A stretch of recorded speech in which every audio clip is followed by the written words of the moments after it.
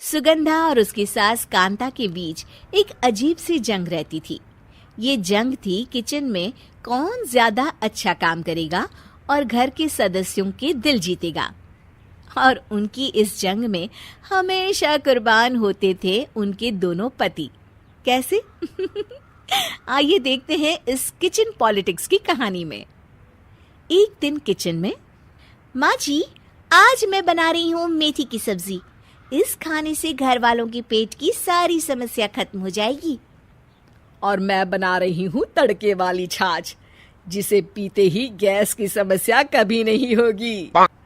दोनों अपने अपने खाने को लेकर टेबल पर पहुंच जाती हैं। तभी सुगंधा के ससुर उसकी बनाई सब्जी की तारीफ कर देते हैं। अरे वाह, मेथी की सब्जी भी बनी है, बड़ी ही स्वादिष्ट है। वाह बहू वाह। अरे बहू, लेकिन इसमें इतनी सारी मेथी बर्बाद करने की क्या जरूरत थी? देखिए माँ जी, ये तो वो मेथी है जो आप रात में भिगोकर सुबह उसका पानी पीती हैं, और जो मेथी फेंक देती हैं उसी से मैंने ये सब्जी बनाई है। अरे वाह बहू, तुमने तो बड़ा ही समझदारी का काम किया। बस अब क्या था, कांता जी का तो मानो ये सुनकर खून ही सूख गया। वो फैसला कर लेती है कि किसी भी तरह वो अपने खाने की तारीफ लेकर ही रहेगी और सुगंधा को किचन में उसकी कमियां गिनाएगी। कांता फ्रिज खोलकर देख रही होती है और फिर सुगंधा से कहती है, अरे बहू, ये क्या, पूरा फ्रिज गंदा पड़ा है। तभी वहां सुगंधा का पति आ जाता है। वो सुगंधा को डांट कर कहता है, सुगंधा, तुम्हें कितनी बार कह रखा है कि वायरस फैल रहा है, साफ सफाई का पूरा ख्याल रखना है, लेकिन तुम किचन में इतनी गंदगी रखोगी तो कैसे चलेगा।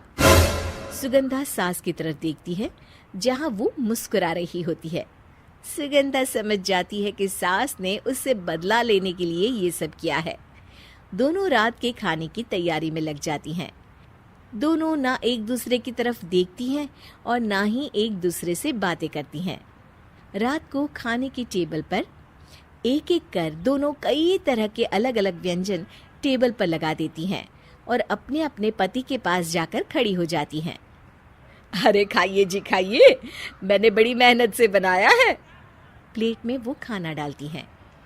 सुगंधा भी दोनों की प्लेट में खाना डालते हुए कहती है, बड़ी ही मेहनत लगी है इस खाने को बनाने में। हाँ, दोनों को ना चाहते हुए भी सारा खाना खाना पड़ता है। कहीं दही तो कहीं मलाई तो कहीं मसाला।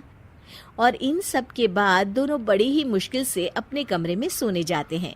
लेकिन अगली सुबह सुगंधा का पति चिल्ला रहा होता है, हाय रे, हाय मेरा तो पेट खराब हो गया, हाय माँ बहुत दर्द हो रहा है। तो वहीं कांता के कमरे से भी कुछ ऐसी ही आवाज आने लगती है। हे भगवान, इस सास बहू की लड़ाई हमारी जान लेकर रहेगी। जाओ कोई डॉक्टर को बुला कर लाओ। डॉक्टर आते हैं। दोनों को देखकर कांता और सुगंधा से कहती हैं, देखिए, आप दोनों इन्हें खाने में हल्का ही दीजिएगा। हो सके तो रात का खाना जल्दी खाया करे और वॉक किया करे।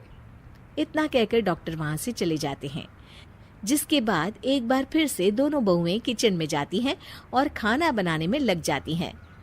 रात में खाने के टेबल पर दोनों एक बार फिर से खाना लगाने लगती है। पापा जी, मैंने ये पतली मूंग की दाल की खिचड़ी के साथ ये पापड़ और पुदीने की चटनी भी बनाई है। अरे बहू, अभी अभी बेचारे पेट की बीमारी से गुजरे हैं, इतना भारी खाना तो डॉक्टर ने भी मना किया है ना। देखिए, मैंने आप दोनों के लिए सूप बनाया है। और दोनों उन लोगों की प्लेट में खाना डालने लगती हैं। तभी दोनों एक साथ बोल पड़ते हैं, बस करो, हमें माफ करो, हमें नहीं खाना इस घर में ना खिचड़ी और ना ही सूप। हम इंसान हैं, एक वक्त में एक ही खाना खा सकते हैं। बस करो, हमें माफ करो, हमें नहीं खाना इस घर में ना खिचड़ी और ना ही सूप। हम इंसान हैं, एक वक्त में एक ही खाना खा सकते हैं। इतना कहकर वो दोनों वहां से चले जाते हैं। कहानी का अंत। आप लोग उम्मीद कर रहे होंगे कि अंत में सब ठीक हो जाएगा। नहीं जनाब, अगर सास बहू के बीच सब ठीक हो जाए तो आप ये सीरीज देखे ही क्यों? तो मजा लीजिए इस चैनल में सास बहू से जुड़ी कहानियों का, क्योंकि ये ऐसा रिश्ता है जिसकी मिठास उसकी खटास में हमेशा ज्यादा ही रहती है।